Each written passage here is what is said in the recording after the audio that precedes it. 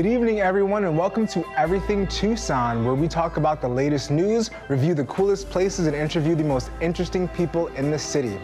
Our guest tonight is Jackie Bauer. And to get this out of the way, no, she's not the sister of Jack Bauer, and this will not be an episode of 24. With that out of the way, I'll be interviewing Jackie about her past, her vision for the future, and her present win at Thrive this past weekend. But first, we'll get into some local news. Unemployment decreases in Arizona while it stayed flat in Tucson, according to a study by the Arizona Department of Administration. The study showed that jobs were growing in southern Arizona at half the state's rate. However, Tucson did see some job gains for business services like lawyers, architects, and other office jobs, even though the rate was slower than the state. Unemployment remains at 4.7% in Tucson, lower than the state's unemployment rate of 4.9%. Both unemployment rates are higher than the national average of 4.1%.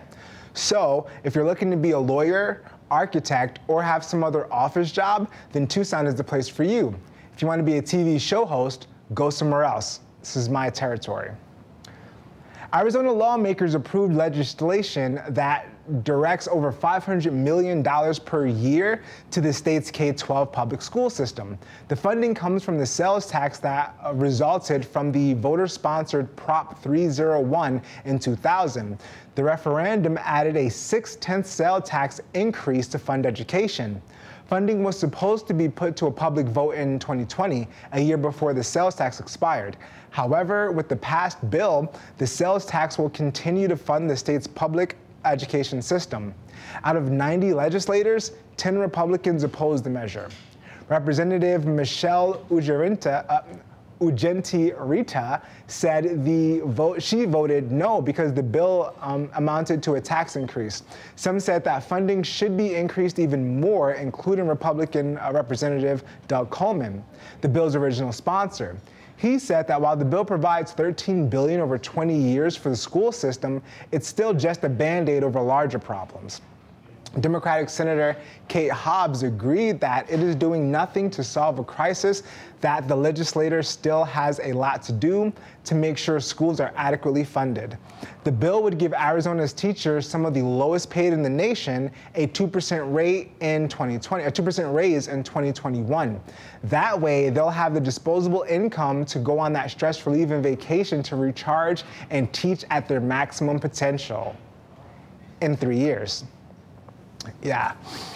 The number of people living with Alzheimer's in Arizona is expected to increase by 43% over the next 7 years, according to a study by the Alzheimer's Association. The organization's 2018 Alzheimer's Disease Facts and Figures found that about 140,000 people currently suffer from dementia in Arizona. This number will reach 200,000 people in Arizona by 2025, according to the report. In addition to the health effects, Alzheimer's also carried a financial burden on families. The report found that 330,000 caregivers provided 376 hours of unpaid care in Arizona, which would have added up to $4.7 billion worth of labor. W. Mark Clark of the Pima County on Aging says that the Pima Council on Aging said that Alzheimer's also carries a Medicaid cost of $364 million this year in Arizona. While there is no cure to the disease, researchers at Banner Alzheimer's Institute in Phoenix say that 6 Alzheimer's prevention studies are being carried out around the world, including 3 that the institute is overseeing. The institute is funded by the National Institutes of Health and philanthropes, along with the biotech and pharmaceutical industries. I don't have a funny pun for the end of that story. Sorry, guys, we're just gonna move on to the next one. On Saturday, while our guest and I were at Thrive Weekend, put on by Startup Tucson, thousands of people showed up at Hokami Plaza to participate in March for Our Lives, a national event organized by the Parkland students to rally for better gun control measures. Marchers traveled for Hokami to the University of Arizona in solidarity with the main demonstration in Washington, D.C., which attracted about 1 million people, according to estimates. The Tucson rally saw all ages of people marching in the streets, including Representative Raul Grijalva, who carried an American flag, and congressional candidate Billy Kovacs. Similar demonstrations took place in Phoenix, Boston, Los Angeles, New York, Chicago, Houston, Baton Rouge, and Fort Worth. Demonstrators are calling for a number of gun control measures, such as a ban on high-capacity magazines and assault-type rifles like the one used in the Parkland shooting that killed 17. The students' efforts have already resulted in the state of Florida raising the age to buy guns to 21, along with expanding background checks. Sensible gun control is the way to go. Arizona Governor Doug Ducey signed a law on Friday that would allow state utilities to ignore Arizona's clean energy plan. The plan mandated that companies generate more of their power from renewable sources. Under the plan, utilities would have to provide 15% of their power from wind, solar, geothermal, or other clean sources by 2025. However, with the bill signing, critics say that the state utilities can essentially sidestep the rules, essentially making the clean energy plan ineffective. While utilities are technically still held under the rules, they will only receive a small fine for violating the mandate. Fines can be as much as $5,000 or as little as $100, amounting to little more than a rounding error for the state's largest power companies. The bill was crafted by Arizona Public Service Company, the state's largest electric utility, and was backed by Tucson Electric Power, or TEP, Unisource Energy Services, and the Salt River Project. Another voter referendum on the 2018 ballot would increase the amount of renewable energies mandated to be 50% by 2030. The referendum would also prevent power companies from claiming nuclear as a renewable source. Environmental groups say that the bill is intended to protect power companies in case the referendum is approved in November. The Sierra Club told lawmakers that utilities want the measure because they're looking for an escape clause if voters approve the measure. A court challenge is expected to fight the ruling. Hey, what's going on? By the way, tonight, see Sean Louis. You want to come? You want to show your face on camera? You should come. You're standing there. Come on. You're going to go to Hotel Congress. If you're watching this, you know what Hotel Congress is. You probably know what Amped Up is, all right? Tonight, and I've performed. I've never been featured. We have the feature right here in the flesh. Hi. I just touched him. I gotta go. Come out tonight to Hotel Congress, Amped Up Open Mic. All right, listen to Sean Louis. I've heard him at the Cartel. He was amazing. All right, on to our next story. Governor Doug Ducey suspended a self-driving car program run by Uber after one of the autonomous vehicles hit and killed a pedestrian last week. Yesterday, Ducey sent a letter to the Arizona Department of Transportation to suspend Uber's ability to test and operate autonomous vehicles on Arizona's public roadways. Ducey said in a letter that, as governor, my top priority is public safety. Lastly, on Wednesday, tomorrow, Arizona teachers are planning to gather in Tucson, Phoenix, and Northern Arizona for what they call a day of action against conditions of the state's education system. Arizona Educators United is one of the groups organizing the event after forming just a few weeks ago in response to West Virginia's recent teacher strike. The rally will highlight the low investment for education in the state. A recent report by Arizona State University's Morrison Institute for Public Policy found that elementary school teachers in Arizona ranked last in pay, while Arizona high school teachers were 49th out of 50 for teacher pay. Governor Doug Ducey recently said that the salaries of Arizona teachers increased by over 4%, and their average income was $48,000 per year. This prompted teachers from all over the state to post their pay stubs on social media to fight back against Ducey's claims. Protesters are meeting at the City Hall in Tucson from 5 to 7 p.m., while Phoenix teachers and supporters will meet at the state capitol from 4 to 6 p.m., all tomorrow, Wednesday, March 28th. Now for the main event.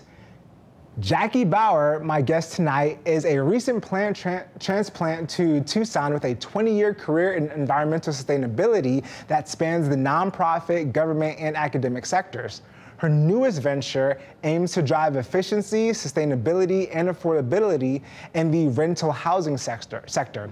Jackie is a sustainability pro, transformation advocate, and like me, an unrealistic thinker. Thank you so much for joining us, Jackie, and you'll see our interview in just a moment.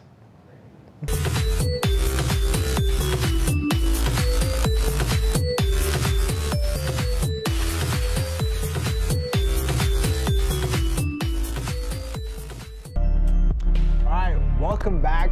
Thank you so much for joining us, and thank you so much for joining us, Jackie. Thank you for having me. Yeah, very happy to have you. It was very awesome hanging out with you at Thrive Weekend this weekend, and I mean, we'll get into all of that. So first, tell Tucson about yourself. So I just moved here. I've been here for just over 2 months. A recent transplant from Bloomington, Indiana, where I spent 20 years. And I've been working in... Where were you before Bloomington? Before Bloomington, I was actually in Japan. Nice. So I was in Japan for a couple of years, but I was born and raised in Lansing, Michigan. So I've been in the Midwest for a long time, and it was time for a change. So we're here. But so we have to talk about Japan a little more. So how long were you in Japan? What did you do there? How was that experience? So it was a total of about 3 years, but that was kind of on and off. I was there for pieces, and then I was back home, and then there again. So the most recent, my most recent stint there was about 1.5 years. Okay. I was teaching English near Osaka. And I love Japan. I'm going back in May for the first time in about 5 years. So nice. I try to get there every few years and love the food, I love the people, I love the bullet trains, the crazy culture. Nice. The monsters, like they've got monsters that they're in all kinds of stories about monsters. So anyway, it's an amazing place. So I'm really excited. They're not stories about, you mean history? Is what you're talking about? Oh, their history of monsters? Their history of monsters, okay. Yes. Beg your pardon, no disrespect to Godzilla. But yes, they have an amazing sort of culture all centered around kind of supernatural beings. And it's kind of fascinating. And then the food is amazing, so. Nice. And speaking of food, I mean, Tucson, it's a huge reason that we're here. Because the food is incredible. Okay, so far, what is the best thing you've eaten in Tucson? In general, I guess. Yeah. Your top 20, so that no one feels bad. Okay. Well, I've got to say we are lucky enough to live near Barrio Bread, and their bread is amazing. Okay. And then I've had tacos, like just sort of street tacos, and I'm mostly vegetarian, so I have just loved all the awesome vegetarian options. Nice, potato tacos. I had potato tacos for the first time like 3 months ago. Yeah. I was like, yes, this is yes. This is a yes. Yeah, it's so good. And then ramen, I've had ramen recently that was amazing, and the cocktail scene is awesome, and obon was fantastic. Okay. Really good food. So, although everyone calls it oban, and I'm sorry, that's where I did spend a lot of time in Japan, and it is obon. It's obon.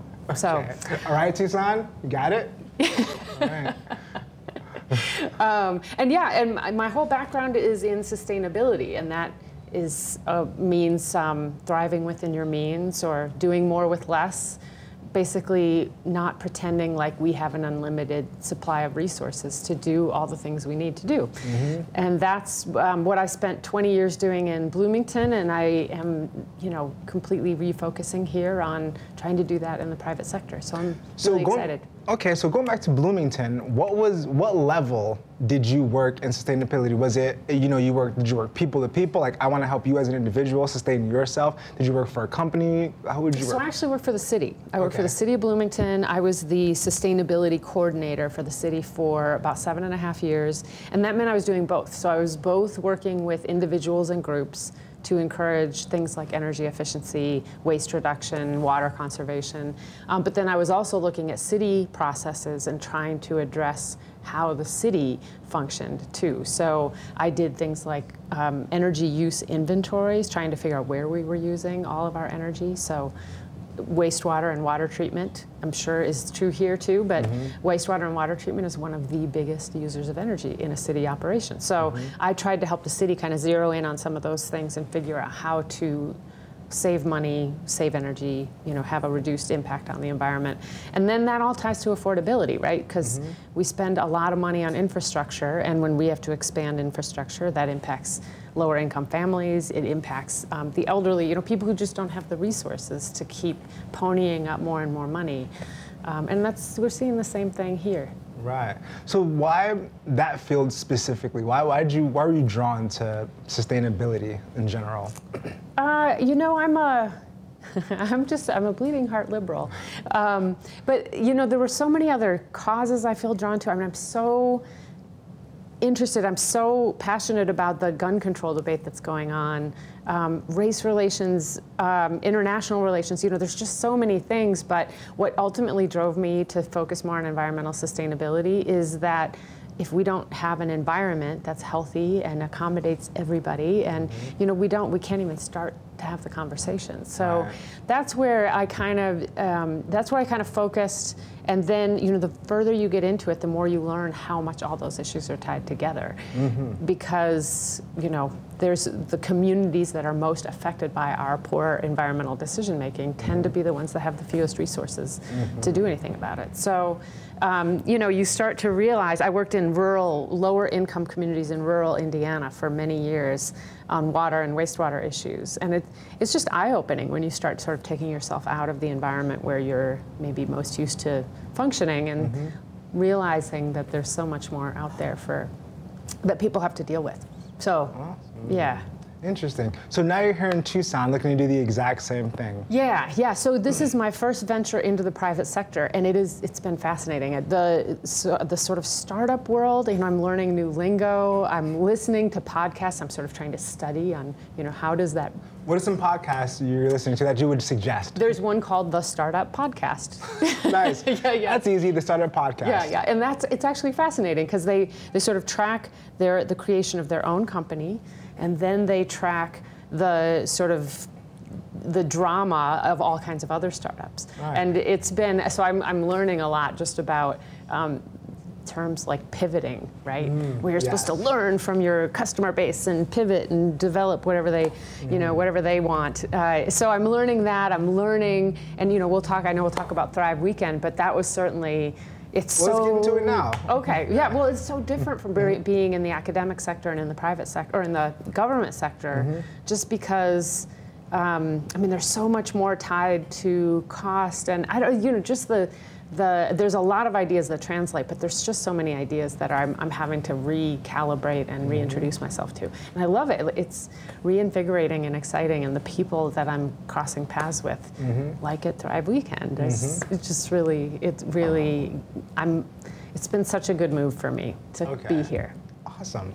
So we know that you are in sustainability, and now you're here in Tucson, and you're doing something specifically in Tucson. What is that? Well, so this is a venture that actually started as a city program focused on reducing the environmental footprint of rental housing. Okay. So rental housing becomes more expensive, it has a bigger environmental footprint, and it becomes just generally more affordable and has these impacts on a community's ability to achieve goals, achieve sustainability goals. And so when I left the city of Bloomington, I actually took that project with me and am trying to see what kind of legs it has as a private enterprise. So I know that there are a lot of communities out there who want to address something called a split incentive problem in rental properties, and they don't have great tools to do it. Nobody's really figured out how exactly to address it, and it's this barrier, particularly for cities that have huge rental populations. It's a real barrier for them to make progress. So what is split? So it basically means... What's it called? It's split incentives. Split incentives. Right, yes. I know, boring economic term. Yeah. But it basically means there's no way to get you as a landlord and me as a tenant to behave the way that best serves sort of the public interest. So if you don't pay the utility bills, you don't have a lot of incentive to try to reduce them. And if I don't own the property, I don't have any incentive to make it better so that it's more efficient and saves me money and saves and reduces energy use or water use. Got it. So there's really no way to kind of tweak it so that both parties involved in a rental agreement are kind of doing what we want to do. And so so Bloomington, for example, has 2/3 of the housing units there are rentals. And so to make progress in the housing sector, which is a big, big part of the whole environmental footprint, you've got to figure out a solution for the rental properties. And it's true of college towns all over the place, Burlington, Vermont, Ann Arbor, Michigan, Columbia, Missouri, all these places that have big big college populations. And Tucson, I think I think it's not as much of a college town, but it's the same deal, where you've got a significant rental population, and to drive energy use down, and particularly here water use down, it's just a real challenge. It's really, really hard to push rentals in the right direction. So I'm trying to figure out how do we do that? So what is a possible solution to that problem? So my theory is that if we can get better data out there, we can get better information in the hands of tenants and landlords, they can see how their rentals compare to other rentals, and we can start to drive. In terms of how much energy they're using? How much energy they're using and how much it costs. Okay.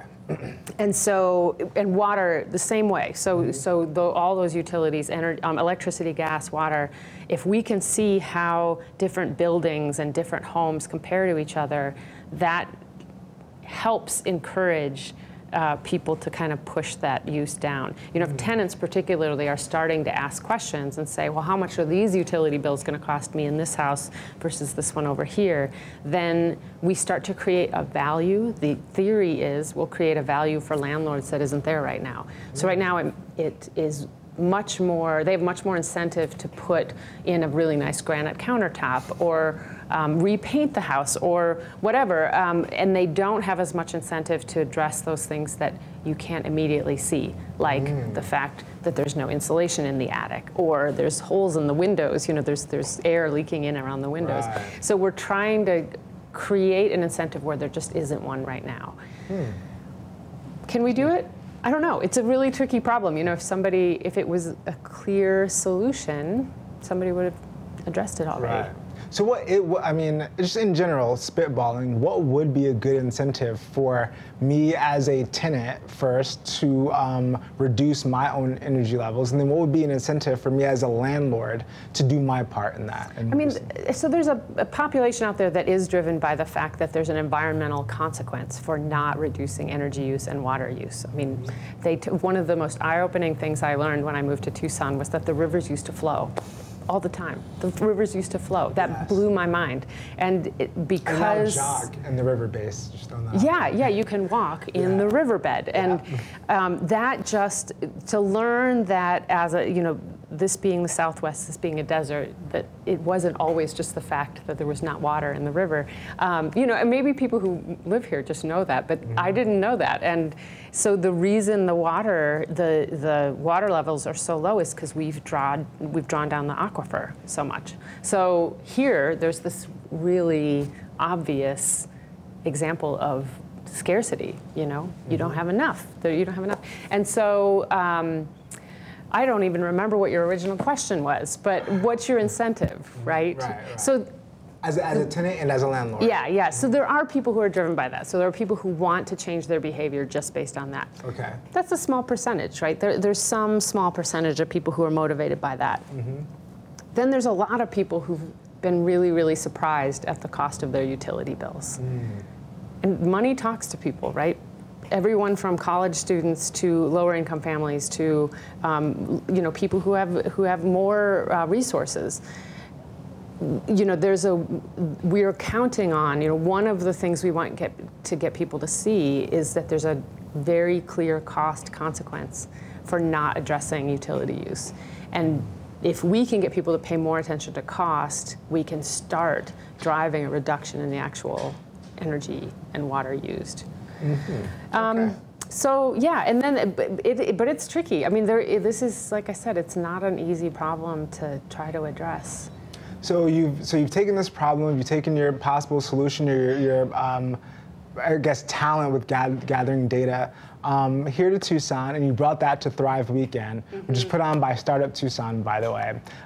And so that you all know, I met Jackie at Startup Coffee, which is every Wednesday, which will be tomorrow morning, 8 o'clock at Connect Co-working. So feel free to come out. I'll be there. Will you be there tomorrow? I will be there tomorrow. She'll be there tomorrow. But it's every Wednesday. Every Wednesday, so you have the opportunity to see us, talk to Jackie. If sustainability is something that you're passionate about, Jackie is someone that you definitely want to talk to. If hosting a television show is something that you're passionate about, find another city. I already said that in the news. All right, goodbye. So we met at Startup Coffee, and Startup Tucson puts on Startup Coffee, and they put on the Thrive program. So now Jackie went through the Thrive program, which ended just this weekend. So you have this idea, you put it through the Thrive program. How was that experience? It was great. So I've got to say, so like I said, this started as a city program. So we've actually got some history with it.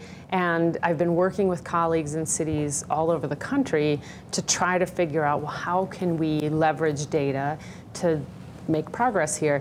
So there's this history here, right? And we've even got a prototype website that kind of shows what we want to do. But after bringing it out of the city, partly just being new to the startup world and trying to figure out what I was doing, and partly it just being a really complex problem, figuring out what the next steps were was really, really hard. And so when I came to Thrive Weekend, the first thing they do is pair you with a mentor. And I was really, really lucky and really, I mean, I think all the mentors there were really, really great, but I got one that I just really hit it off with, Gina Catalano. Thank you, Gina. And she just helped me think through some of the initial steps I need to take to make this real. And then the whole structure of Thrive Weekend, where they basically get you to challenge your own idea and then experiment, actually conduct real experiments on how the idea will actually work. So my experiment is going to be to talk to ask landlords and or tenants to show what their interest is in getting comparative information about their rental property versus other rental properties. So I'm going to kind of do a couple of online experiments with seeing what people's interest level is with that. If there are landlords and tenants out there who want to know more, I'd love to talk to them. Yes. But having we don't have any contact information for Jackie, so good luck. Good luck. Good luck. You can find me. No, we will give you my contact information. But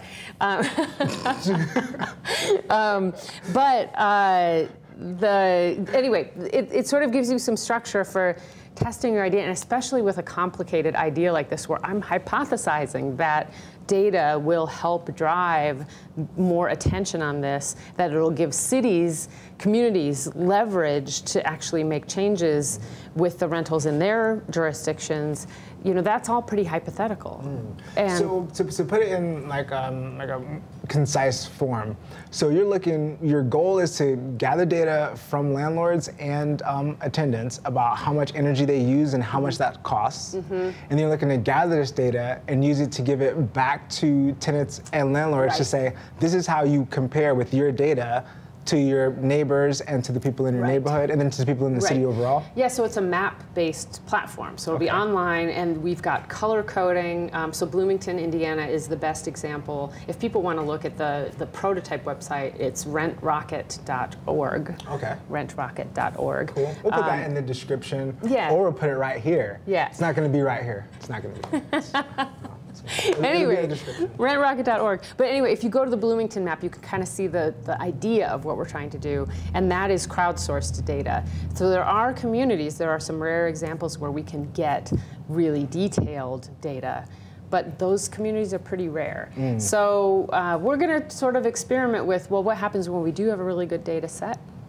Columbia, Missouri is a community that has a really good data set. Okay. And what do you do in a community where that's not available, like Bloomington, Indiana? And then Tucson, you know, I am hoping to generate interest in this here too. But, you know, we do know that communities want to try to push these, you know, these kinds of goals, and rentals are kind of, it's kind of an unknown territory. And we're talking about individual human behavior, right? You're saying that when I walk into my house, I'm going to talk to you. I'm going to walk into my house and make it so that I use less gas, I use less electricity, and use less water physically on a day-to-day basis. That's your goal. Yep.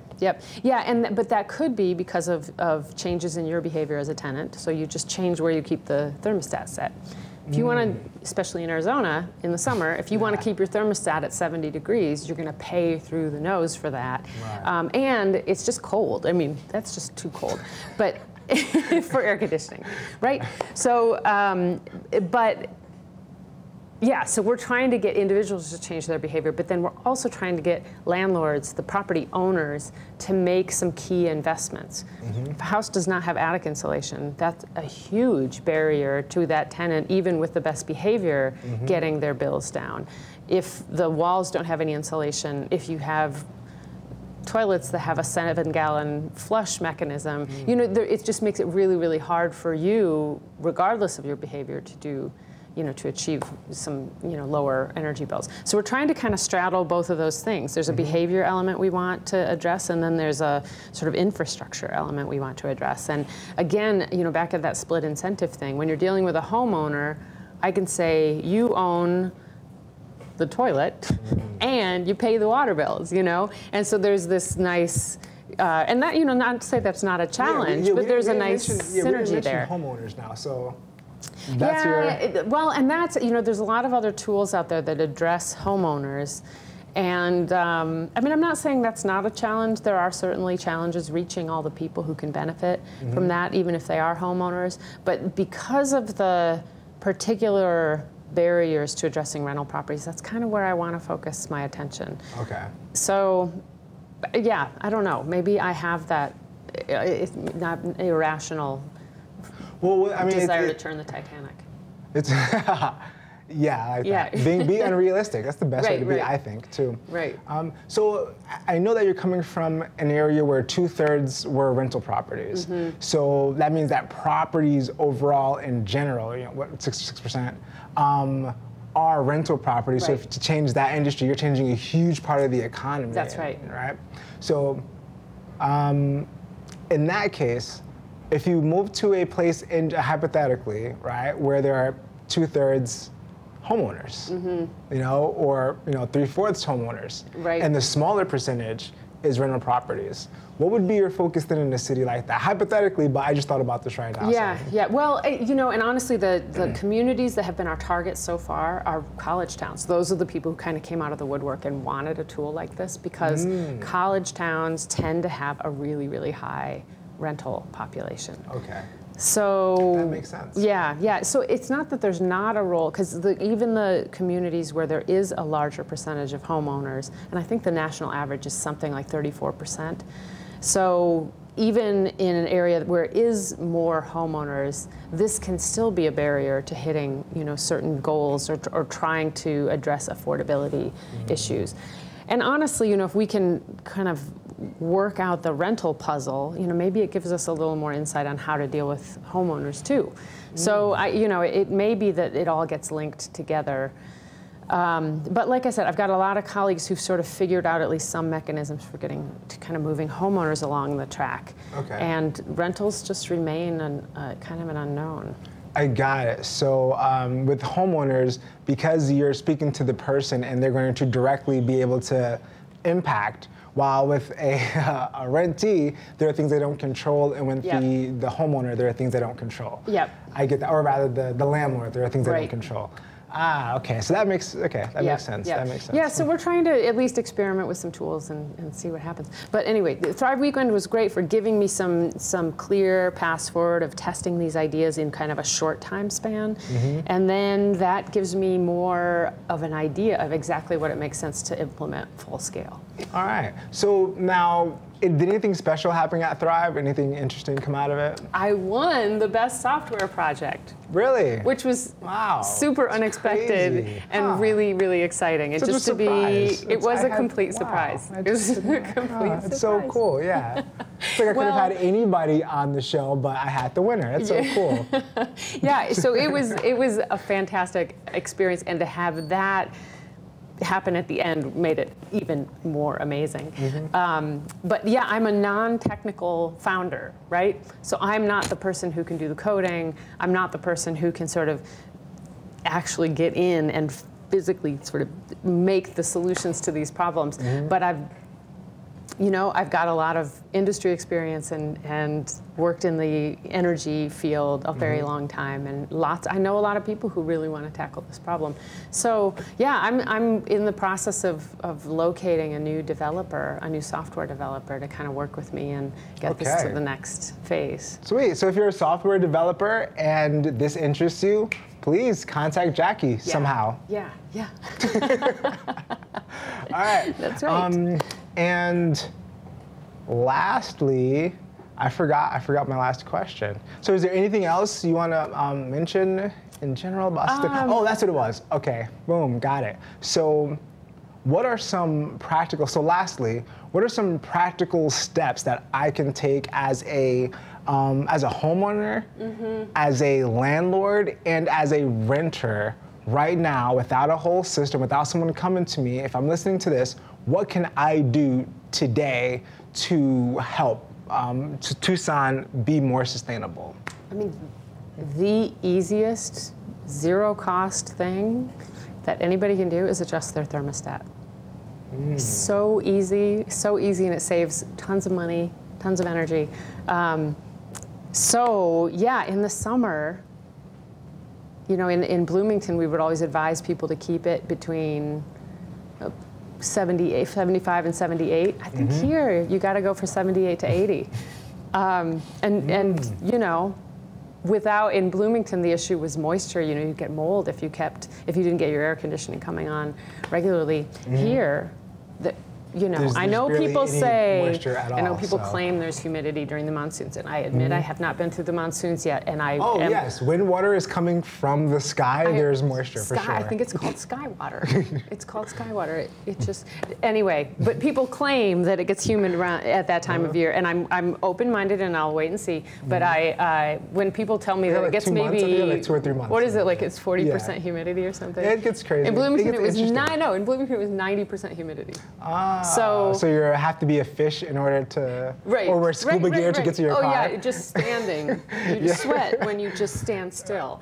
So I'm just saying, I'm open to see what the suffering is like here, but I just can't imagine that the moisture is really so bad, the humidity is so bad. But anyway, here, so you're not really having to worry about molding and that kind of thing. So pushing that thermostat up to like 78, 80 in the summer is not crazy. And then in the winter, keep it at 60 at the most when you're out of the house, and 65 at the most when you're in it. Okay. I know that probably sounds terribly cold to a lot of people here, but I don't know. I mean, I don't know either. It is. I grew up in Michigan. Let's see, 65 degrees. If I walk outside in Tucson, I've been here for 4 years. 65 degrees. I'm probably have a sweater. Probably have 3 or 4 layers on under the sweater. I'll probably have a hat on. My heat will be on my car. That's funny. Yeah, it would be horrible. 65 would be horrible. Feels really nice to me. Exactly what it would be. It's exactly But I mean, that's the other thing, though. Dress for the weather. Yeah. I mean, it drives me crazy when I'm sitting in a conference or sitting in a restaurant or something, and they've got the air conditioning so cold that I'm freezing, but I'm dressed for the 100-degree temperatures outside. And I've got to then bring a snowsuit. That's the dichotomy of Tucson. Drives me crazy. Yes, so if you're a business owner, just push their air conditioning level up just a little bit. Slightly. Just a little bit. That's the easiest thing you can do. Got it. So whether you're a landlord, whether you're a tenant, whether you're a business owner, the thermostat is a way for you to save money for yourselves, and then to help the city and the planet overall be more sustainable, because we want to be here for a long time, and we want a great planet for our children to live in. So Jackie, thank you so much for being here. It's been amazing. I think I've only known you for a few weeks, so it's been amazing. We've had some great conversations, so glad you're here and you're able to share your story with everyone. Great. And thank you so much for watching. Be sure to follow us, Creative Tucson, on Twitter, Instagram, and be sure to subscribe to our YouTube channel, all right? Creative Tucson. Thank you so much for watching, and stay creative, Tucson.